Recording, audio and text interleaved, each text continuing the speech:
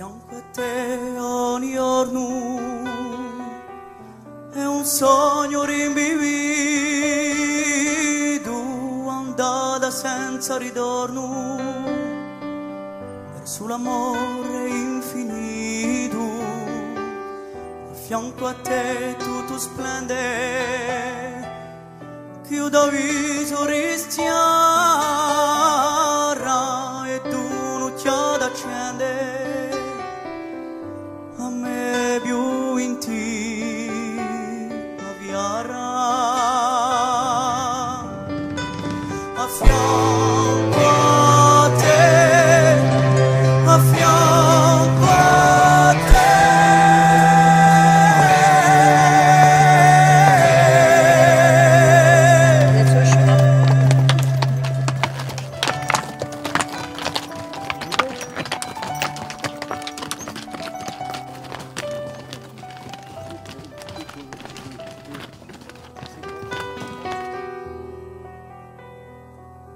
A fianco a te l'armonia,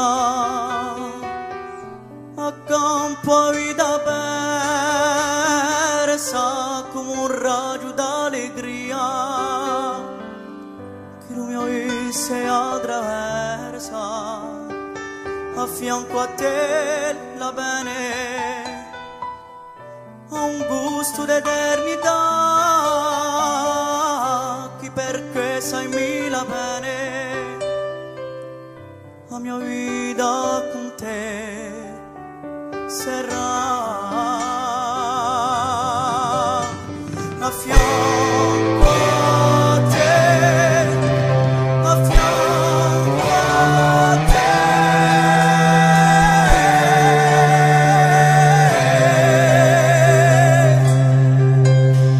A fianco a te, a fianco a te.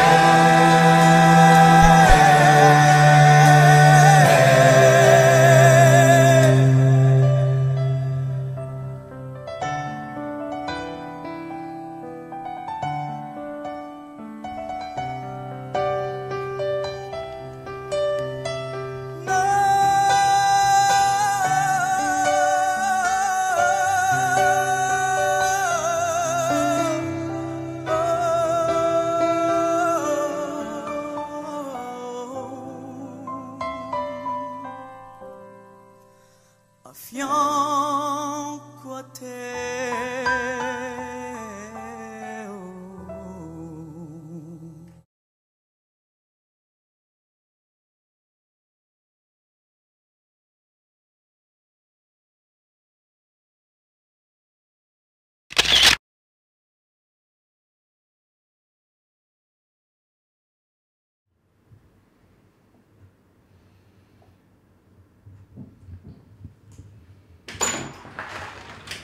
Bonjour. Bonjour. Vous allez bien? Très bien, oui. Votre commande vient d'arriver. C'est parfait, impeccable. Voilà, votre commande vient d'arriver. Toute la gamme de chevrotines Marie-Arme en 9, 12 et 21 grains. Et on a la chance d'avoir les 12 grains en 46 grammes. D'accord. Pour les fusils mini magnum. Pour les fusils en mini magnum, Ils exactement. peuvent supporter les hautes pressions, très bien. Et vous avez également les Brenneck Marie-Arme pour le sanglier. Voilà, écoutez, on va pouvoir essayer tout ça. Super. C'est parfait. Je viens de recevoir également pour vos amis la commande de cartouches GPA. Vous les avez en 7RM, 857 GRS, 300 et 3006. Tout ce qu'on avait demandé, ben c'est parfait, écoutez. Voilà. Ça va très bien, je ferai qu'un voyage, c'est impeccable pour moi, merci. Très bien, vous êtes très bien équipé maintenant. Voilà.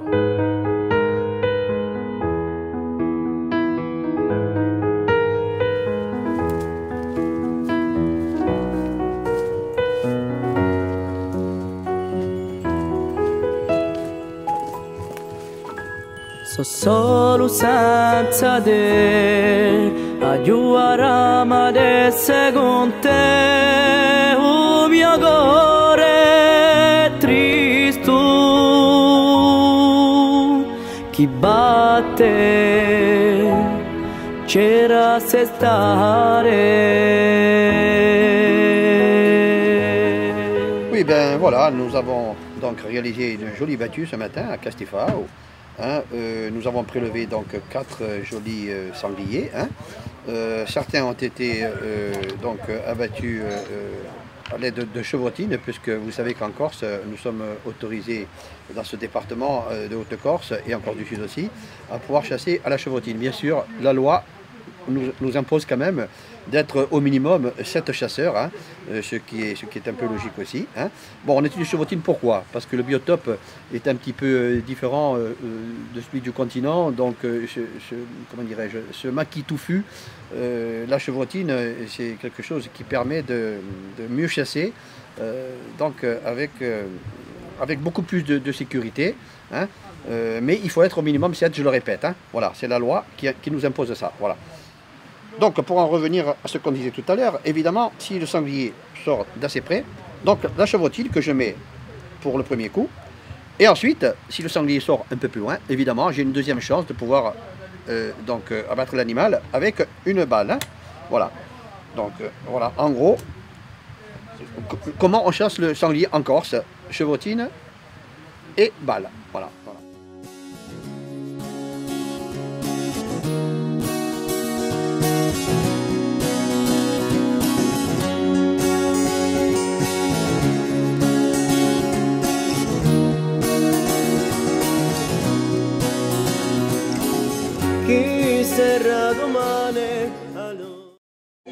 Le camping Le Soleil à Vivario est bien connu des randonneurs du GR20. Fermé de novembre à avril, le camping Le Soleil reçoit pendant la période hivernale les chasseurs de la forêt de Tatonne. L'agréable salle de restaurant du camping se transforme alors en rendez-vous de chasse. C'est d'ici que démarreront les battues de sangliers pendant tout l'hiver.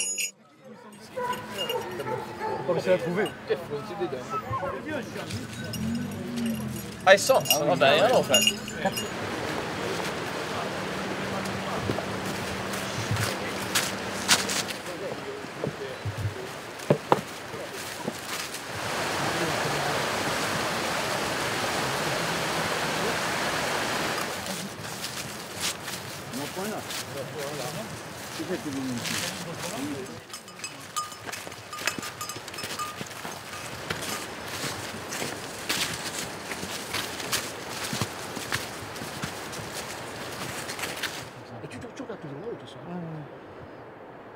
Et lui, pour filmer, je le mets là.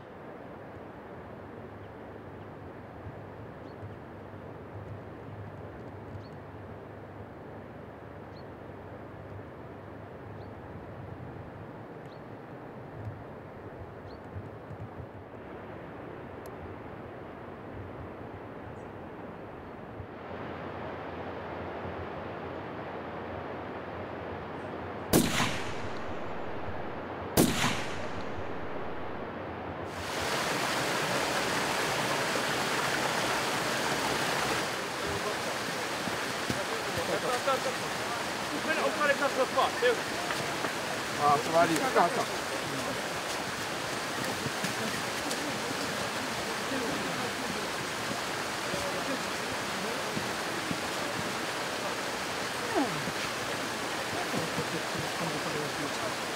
C'est plus agréable comme la gabiche.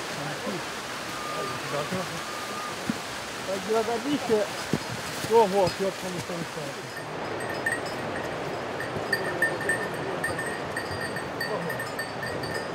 80 facile, hein. La battue qui a été organisée par Hervé, hein. On a tué 2 cochons, on en a loupé un, on en a vu un autre qui est passé entre un caméraman et moi. Et on s'est trompé de chemin en descendant. Il s'est trompé de chemin. Ça vous étonne, vous? On a loupé les autres, on dira rien. Il devient 80 kilos, hein.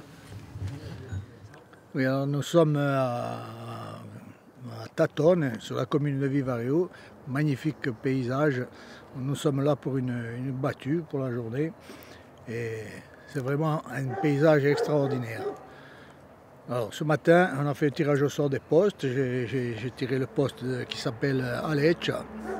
J'ai marché environ une demi-heure. Et on a entendu beaucoup de chiens dans la matinée. Et sur le coup de midi, il y avait des chiens qui étaient aux fermes au-dessus de moi. Ils l'ont tenu aux fermes pendant 5-6 minutes. Puis il y a d'autres chiens qui sont arrivés, le sanglier a démarré. Et je l'ai vu descendre dans ce magnifique poste que j'avais dans une gorge. Et je l'ai bien vu arriver, il m'est passé bien au travers, j'ai tiré, il est tombé. L'amore sparterà, allora mai smenticati.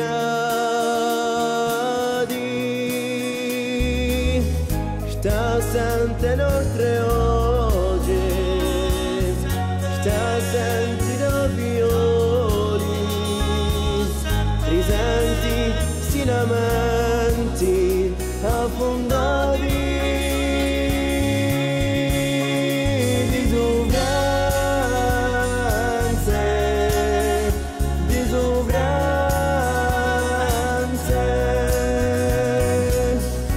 J'ai tenu à vous montrer ce livre parce qu'on est des passionnés de truite depuis que je suis né.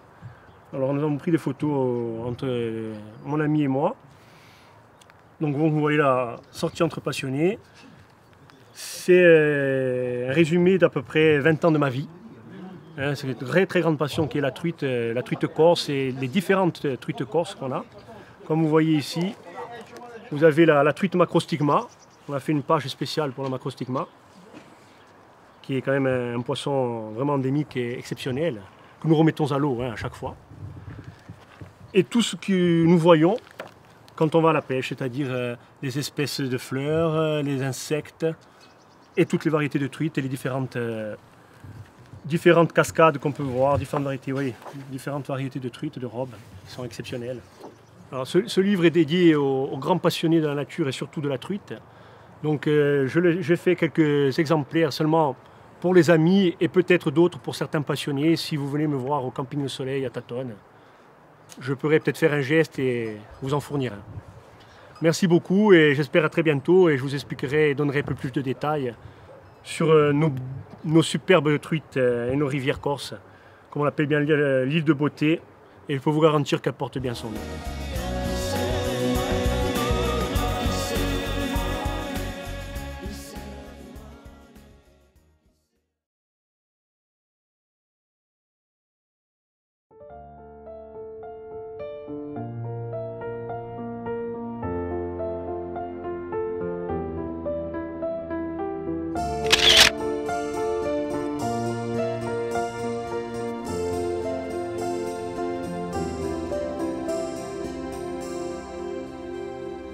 Tanta piazza di Ascona si brume una zidella come grande sa dolcezza tutti i miei guai tante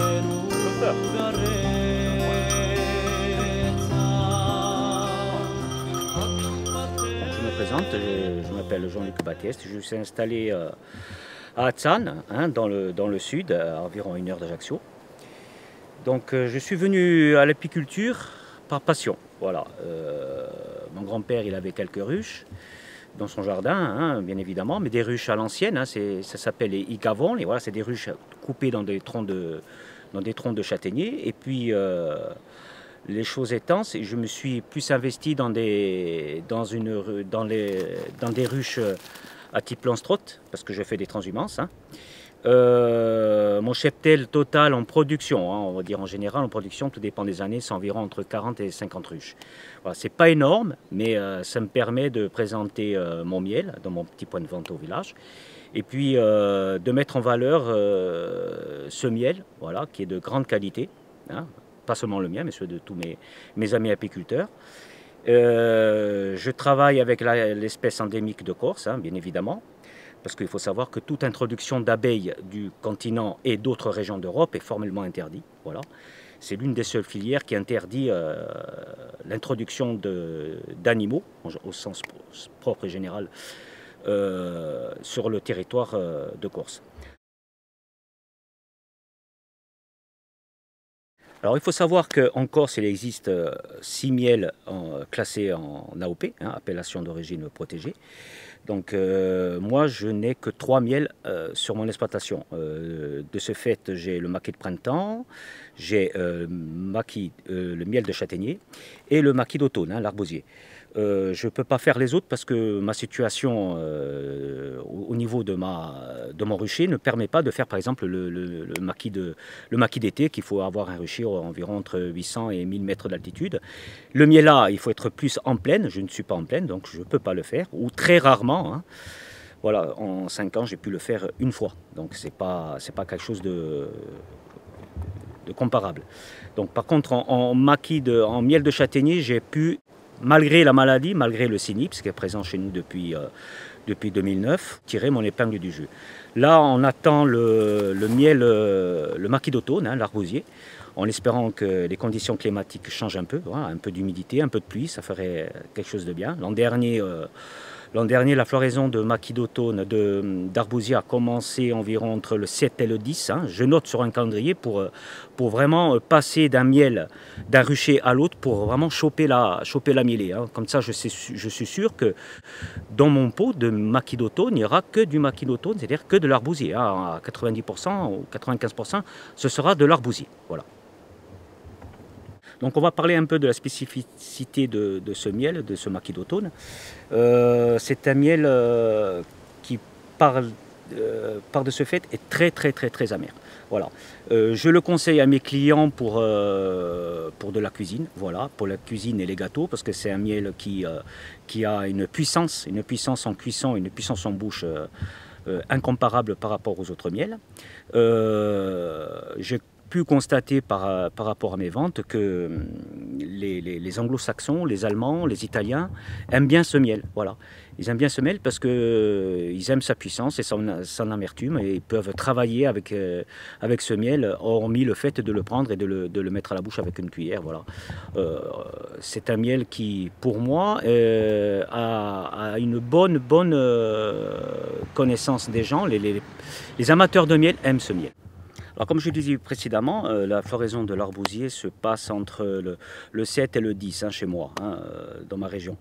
Bon, la légende dit que au moment de la crucifixion de Jésus sur la croix, Jésus a demandé que l'arbousier soit sur sa tête.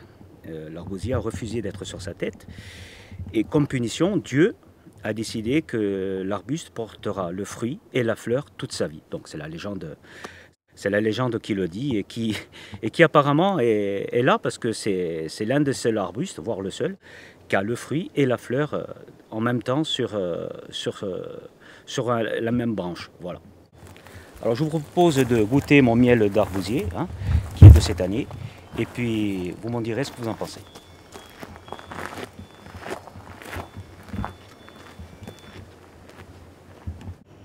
Alors une autre anecdote hein, par rapport au miel et au nom des villages. Hein. Par exemple, je vous donne Castifà et Moltifà, c'est deux petits villages qui se situent dans le centre de la Corse, à côté de Pontelecce. Castifà, caste. La caste, c'est la famille de l'abeille, hein. C'est le mâle, la reine et les ouvrières, la caste. Et fai, ivai, en Corse, c'est le gâteau, hein, le gâteau de miel.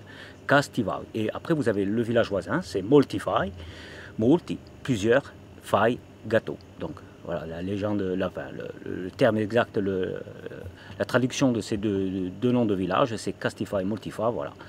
On peut en venir là. Et puis il faut savoir aussi que sous l'Empire génois, qui a duré 5 siècles en Corse, les Corses, n'ayant pas beaucoup d'argent, pas de moyens, payaient les impôts à l'État génois hein, en kilos de cire. On estimait à peu près au XVIe, au XVIIe siècle, environ 200 000 ruches en Corse. Et les Corses payaient leurs impôts en kilos de cire, soit pour les grandes familles bourgeoises de l'Empire génois, soit pour le Vatican, bien évidemment. Alors je vous propose de goûter mon maquis d'automne, hein, le miel d'arbousier, et puis vous me direz ce que vous en pensez.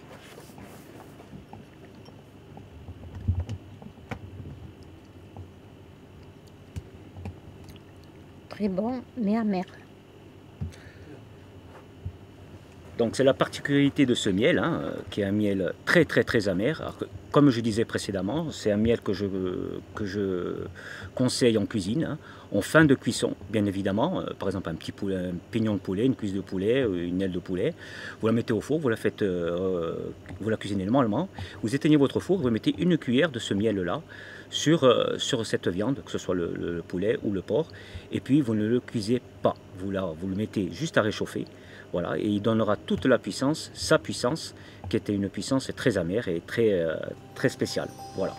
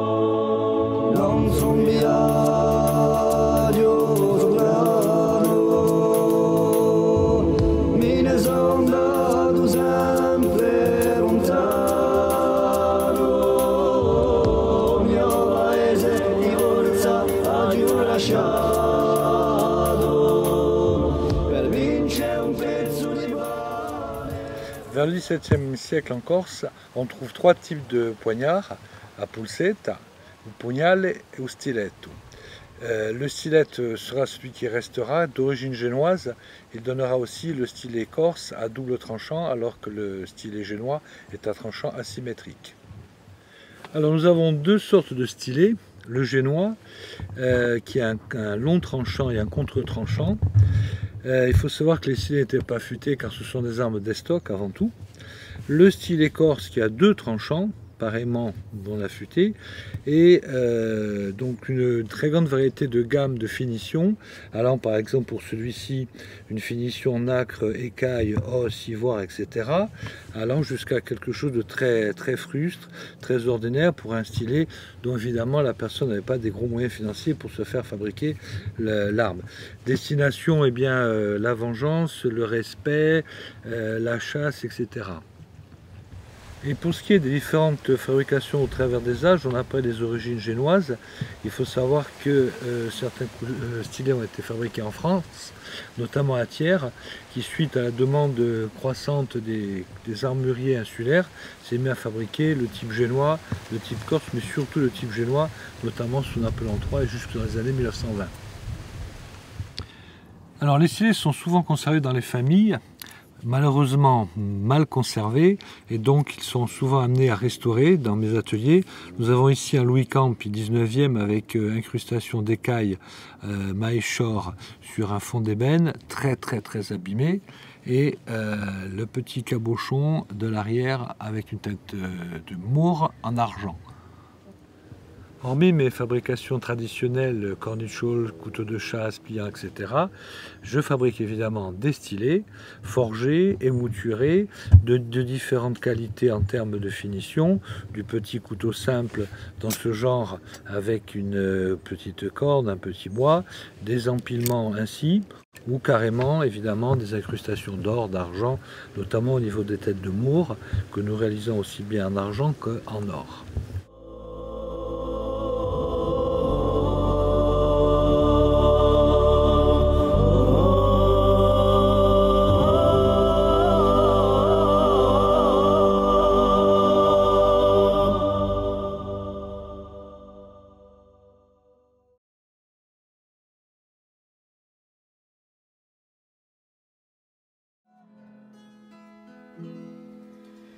Tu sinado campagnolo sbucciano il lago Cagna di la rivi di Balania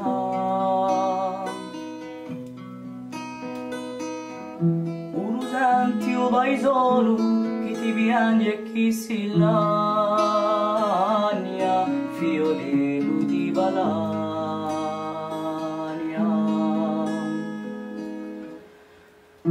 Tu corri per le strette, erano l'ore se piare, me tu arrise e cerlare.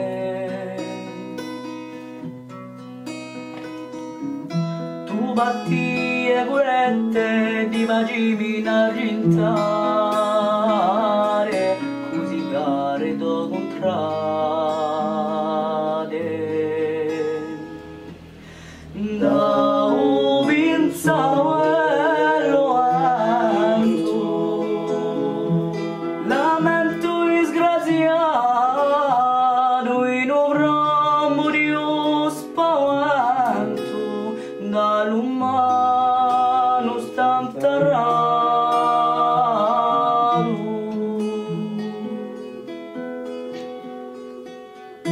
Tu sei andato a scuola di corsa per astraella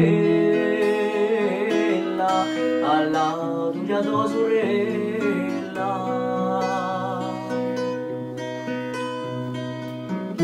Per gli assi di a scuola era una manatella,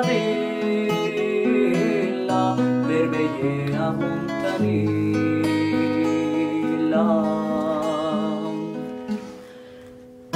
Tu capisco per un giorno l'amicizia più cara e i canti di una dara.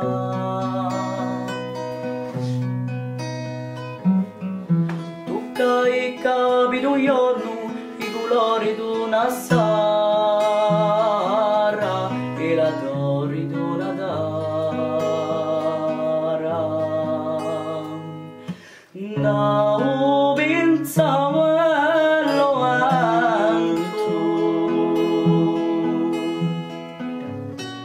furioso e scarinato, manda via sul lamento. Lamento disgraziato in un ramo di spavento, dall'umano stantarrato. Tu cai borso da ai doi d'un tardore e poi tanto e tanto amore. Tu cai borso da suminata vi un fiore, ma è granato dolore.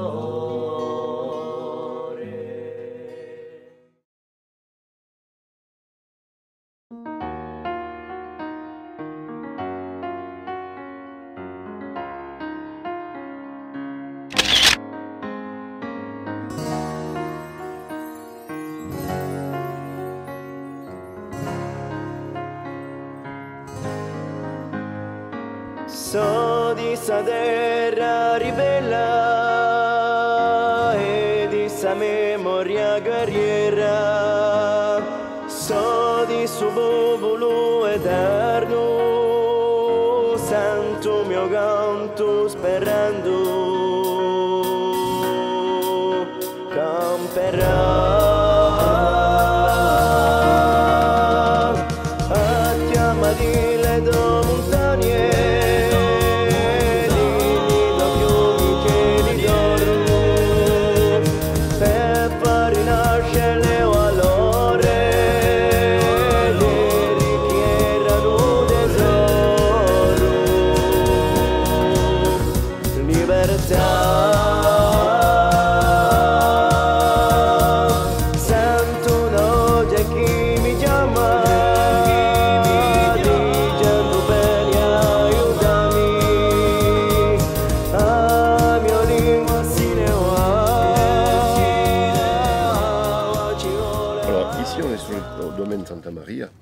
Le domaine Santa Maria, je suis la 5e génération de vignerons.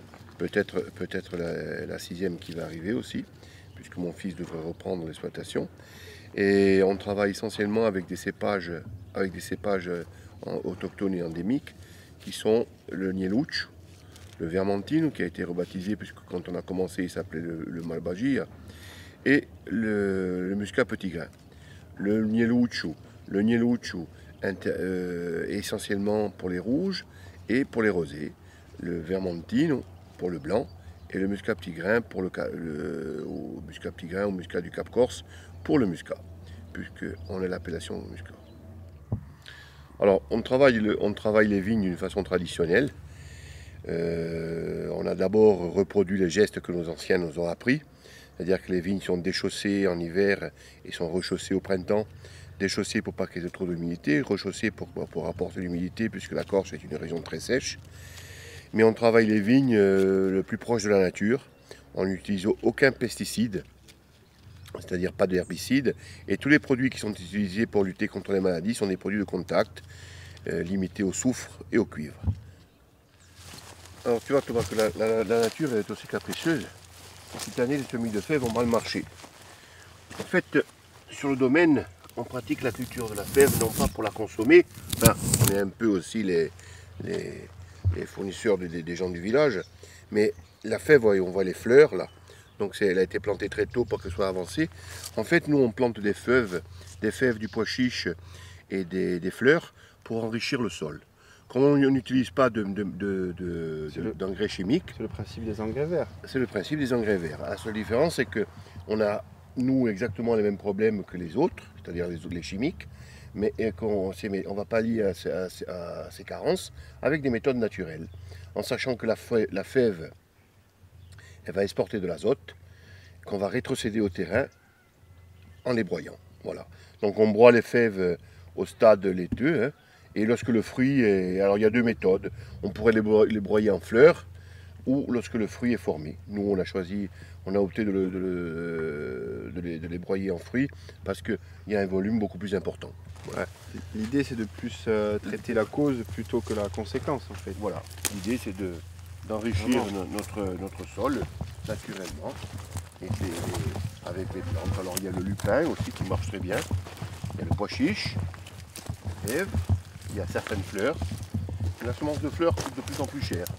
Donc la fève, ça nous permet de nous faire nos propres récoltes, ce qui est pas très légal, hein, puisque apparemment on n'a pas le droit de faire nos propres semences. Et ça, on appelle ça de la semence fermière. Voilà. On reste dans ce qu'on avait fait tout à l'heure, quoi.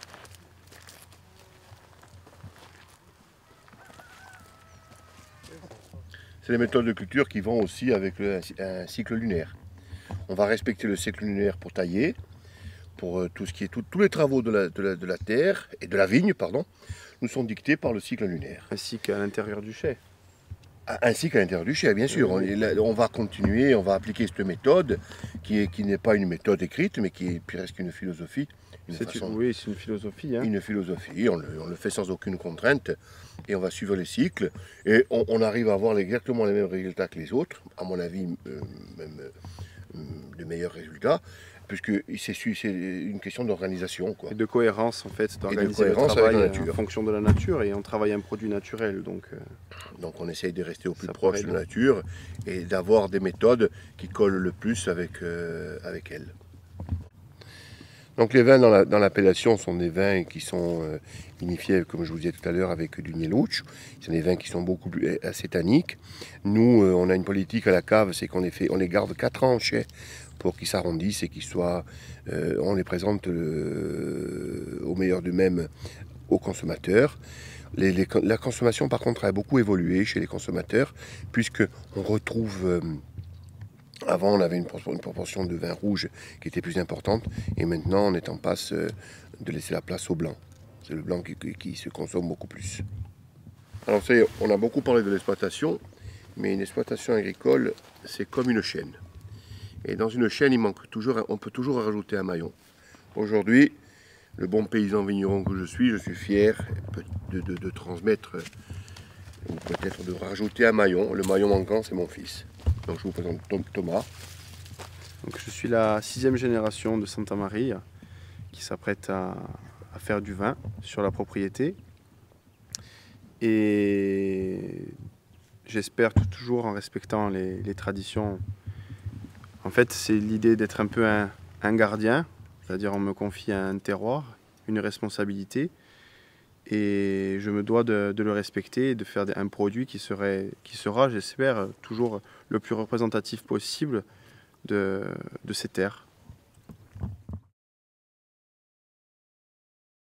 Tous les ans, pour le 11 novembre, on met le vin nouveau en Perse. Mais le vin nouveau, on le met sous la bénédiction de Saint-Martin. Et la légende raconte que Saint-Martin était à l'origine du nom de patrimoine. Il serait venu en Corse et en partant de patrimoine, il se serait arrêté sur le plateau de Tidim. Et en se retournant, il aurait dit « Ceci est mon patrimoine ». D'où le nom de patrimoine qui est la commune et l'appellation contrôlée, puisque la commune a donné le nom à l'appellation contrôlée.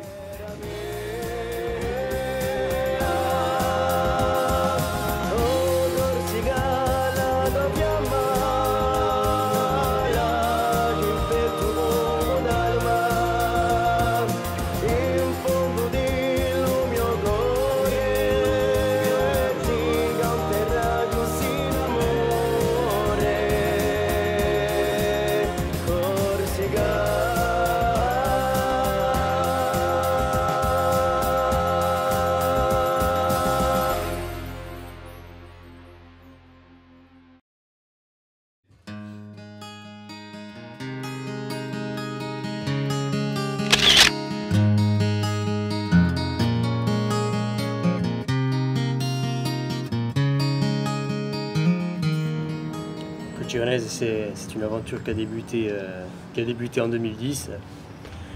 Avec Fred, on se connaît depuis qu'on est tout petit. Et quand on avait 14-15 ans, donc en 2007-2008, on a commencé à apprendre la musique, à jouer de la guitare, à chanter. Et puis après, la passion est arrivée et on a souhaité faire un groupe, donc on s'est dit pourquoi pas. Et c'est là qu'on a décidé de monter le groupe Tionnaise. Et Tionnaise a vraiment débuté lorsque Jean-Vincent Servette et Johan Casanova nous ont rejoints, c'est-à-dire en 2011. Et c'est à partir de là qu'on a décidé de monter un petit projet et de travailler sur la sortie d'un premier album. Oui, donc comme vous l'a dit Jean-Laurent, Jean-Vincent et Johan sont venus dans le groupe. Ensuite, on a commencé à composer pour faire un album parce qu'on avait vraiment cette envie-là de construire quelque chose avec ce groupe. On a appelé Batiro qui nous a rejoints pour ce premier disque. Dans la tournée qui a suivi ce premier album, Jean-Do nous a rejoints. On a fait la tournée, donc la saison, 2 saisons, pardon. On a travaillé un deuxième album qui est sorti l'année dernière, Soliguel. Et là, nous travaillons le 3e qui sortira en avril et la tournée qui va venir avec, qui s'appellera Dai de Zogna Imi. Donc pour la sortie du 3e album, on compte le promouvoir via une tournée sur l'année 2017 à partir de mai, avec une première soirée au Théâtre de Bastia le 24 mai, donc quelques semaines après la sortie du 3e album, et ensuite certainement une tournée en Corse, mais également sur le continent, dans la France entière. Voilà. Donc après ces dates-là, il y aura notamment des passages télévisés sur notre chaîne régionale Via Stella et sur d'autres plateaux télévisés. Voilà.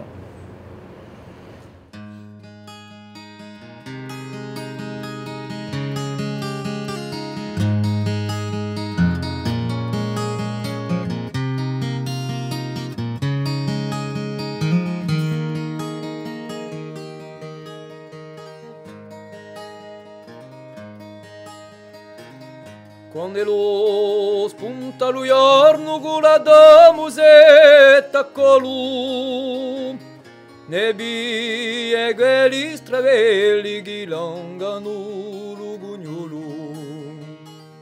ai be solo compagno lo dogane peo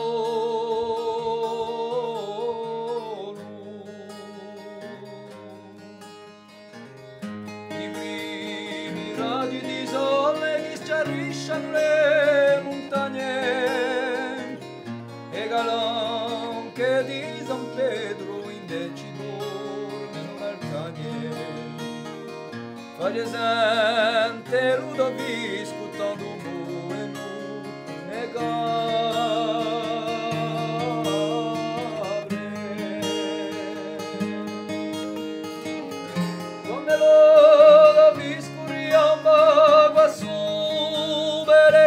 che fa la tua buca serrata e le chi sono mai stanche sanno che io non sigo sempre più là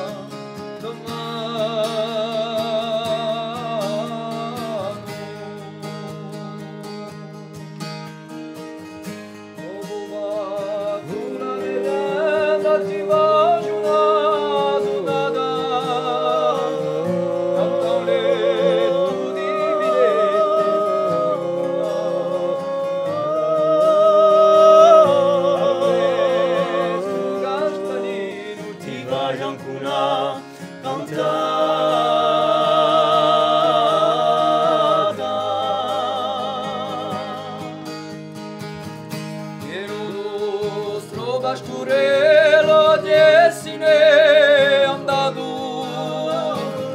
so che verso dalle tre confine nero e più remusato qua c'è sempre lo sole fiorito e lo soprato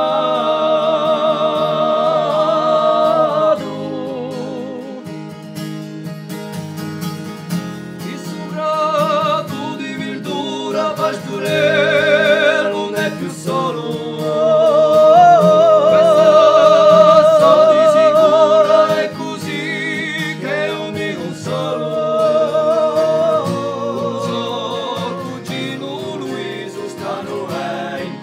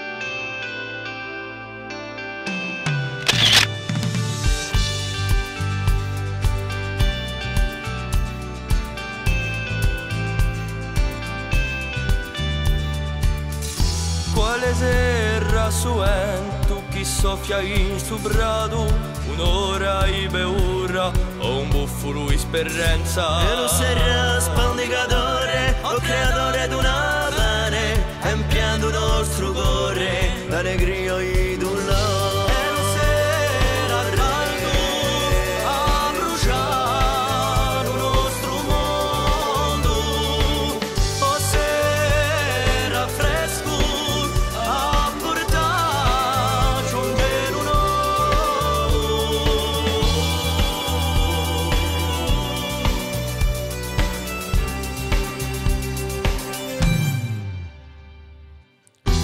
suento infugato, si arrive sta gioventù ed un passo scordato. Vous êtes dans le restaurant Le Môme à Aix-en-Provence. Donc je suis Alexandre Dimeg, je suis de Bonifacio, dans le Corse du Sud. Pourquoi Le Môme?